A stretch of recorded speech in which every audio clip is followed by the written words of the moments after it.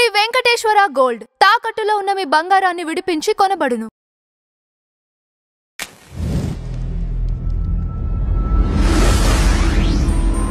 Hello sir, నమస్తే అండి. నమస్తే అండి. అలెక్కే చిట్టి పికిల్స్ ఈ మధ్య వైరల్ గా మారారు మొత్తం అక్క చెల్లెలు కూడా.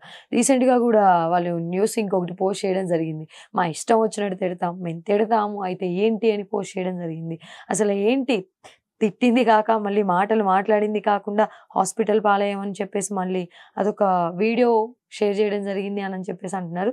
మళ్ళీ రీసెంట్ గా ఈ న్యూస్ వింటున్నాం, ఇది నిజం అంటారా? నేను వీళ్ళ గురించి మాట్లాడను అని ముందు రోజు కూడా చెప్పున్నాను, కానీ ఇంకా మాట్లాడిచ్చేలాగా మళ్ళీ చేస్తా అన్నారు వీళ్ళు. ఏం కావాలమ్మా మీకు? మీకేం కావాలి అసలు చెప్పండి. పచ్చళ్ళ దుకాణం పెట్టారు, బండబూతులు తిట్టారు, పచ్చళ్ళు అమ్ముకున్నారు, మళ్ళీ వచ్చారు, హాస్పిటల్ డ్రామా ఆడారు, ఇంట్లో వీడియోల డ్రామా ఆడారు, మళ్ళీ ఈరోజు మీడియా ముందుకు వచ్చి మేము తిడతాం, మీరు కొంటే కొనండి, కొనకపోతే కొనండి. ఏం మా పిచ్చి పట్టిందా అండి వీళ్ళకి? ఇట్ ఈస్ నాట్ కరెక్ట్ అండి. సీరియస్లీ వాళ్ళు ఆ అమ్మాయి మాట్లాడేది ఏంటంటే ప్రతి రోజుకి ఒక టాపిక్. నిన్న ఒక వీడియో చేసింది, లెంత్ వీడియో పెట్టింది, ట్రోల్స్ చేసే వాళ్ళందరికి సమాధానాలు ఇచ్చుకుంటూ కూర్చుంది.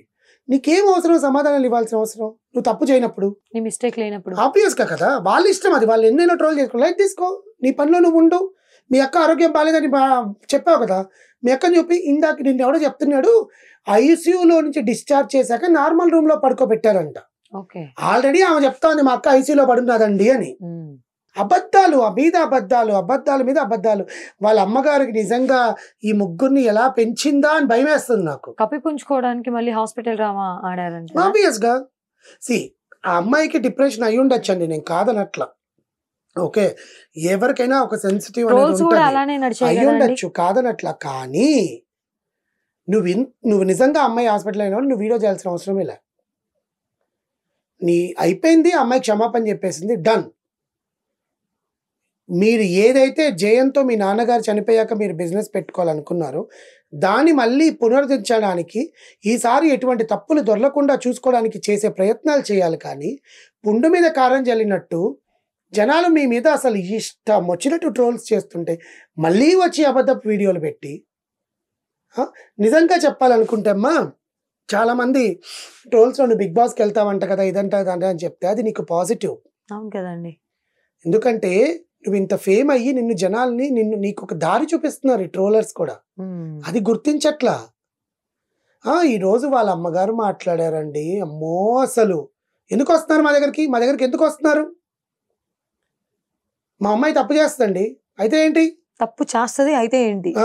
ఎంతకాలం ఆ అదే వాళ్ళు ఉండే ప్లేస్ రాజమండ్రి కదా, రాజమండ్రిలో వాళ్ళు ఉండే ప్లేస్ చుట్టుపక్కల వాళ్ళంతా కూడా ఏంటండి మీ అమ్మాయి నిజంగా ఇలా మాట్లాడిందా? అమ్మాయి సైలెంట్గా ఉంటుంది కదండి, మేము చూస్తుంటాము, అసలు నిజంగానా అండి ఇది మీడియాలో అంతా వచ్చేది అని అడిగేవాళ్ళు. ఇలాంటి సిచ్యువేషన్ ఈ రోజు వాళ్ళ అమ్మగారిని నిజమే అమ్మా మీ అమ్మాయి మాట్లాడిన తర్వాత మిమ్మల్ని చూస్తుంటే తెలుస్తుంది అనే స్టేజ్కి వచ్చేసారు. అని ప్రూవ్ చేసుకునే స్టేజ్కి ముగ్గురు ఆడవాళ్ళు, ఒక తల్లి, ఎంత ఒద్దిగ్గా ఎంత పద్ధతిగా ఉండాలండి. బూతులు మాట్లాడతారా కస్టమర్లే దేవుళ్ళండి మన బిజినెస్కి. రూపాయి పోగేసుకొని కొనుక్కుంటారు. జరిగింది ఏదో జరిగిపోయిందని చెప్పేసి క్షమాపణ చెప్పడం జరిగింది. ఈ ట్రోల్స్ ఆల్మోస్ట్ అందరూ కూడా ఇంకా సైలెంట్ అప్పున్న టైంలో మళ్ళీ మొదలెట్టారు.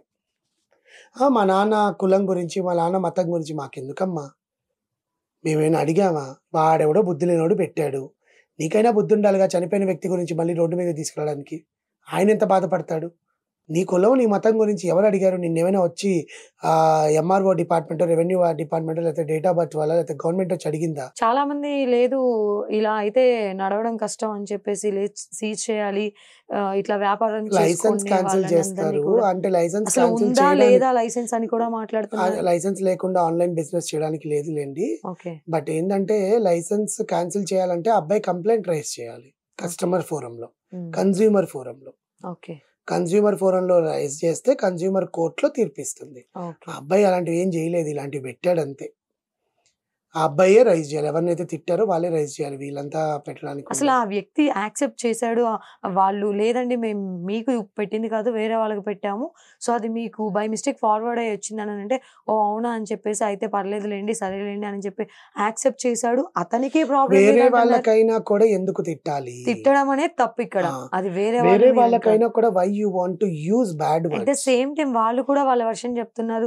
మమ్మల్ని చాలా మీరలా, ఇలా అని చెప్పేసి మమ్మల్ని మాట్లాడే వాళ్ళనే నోరు మంచిదైతే ఊరు మంచిదవుతదండి. మీ నోరు బావుంచుకుంటే కదా! ఇప్పుడు దాన్నేమంటారు డిఫెండ్ చేసుకోవడానికి 100 చెప్తాం. డిఫెండ్ చేసుకోవాల్సిన అవసరం ఏంటి? డిఫెండ్ చేసుకోవడానికి కూడా ఒక పద్ధతి ఉంటుంది గదా! తిట్టాల్సిన అవసరం ఏముందంటారు? నేను అదే అంటున్నాను. ఇప్పుడుగా నేను తిట్టిన తర్వాత డిఫెండ్ చేసుకోవడానికి అంటున్నా. ఓకే. తిట్టిన తర్వాత తప్పు జరిగిపోయిన తర్వాత దాన్ని కప్పిపుచ్చుకోవడానికి 100 మాట్లాడుతున్నారు. అది ఎందుకు అంటాను నేను. ఓకే. సో, వాళ్ళు మళ్ళీ నేను పచ్చల దుకాణం ఓపెన్ చేస్తాం, మేము తిడతాము అని మాట్లాడుతున్నారు. ఈసారి డైరెక్ట్‌గా జైలుకెళ్తారమ్మా ముగ్గురు ఆడపిల్లలు కొంచెం తెలుసుకోండి. ఇవి తెలుసుకొని ప్రవర్తించండి. ఈళ్ళ గురించి ఇంక్కడితో అందరూ ఆపేయాలి. నేను గూడా ఆపేస్తున్నాను. Thank you.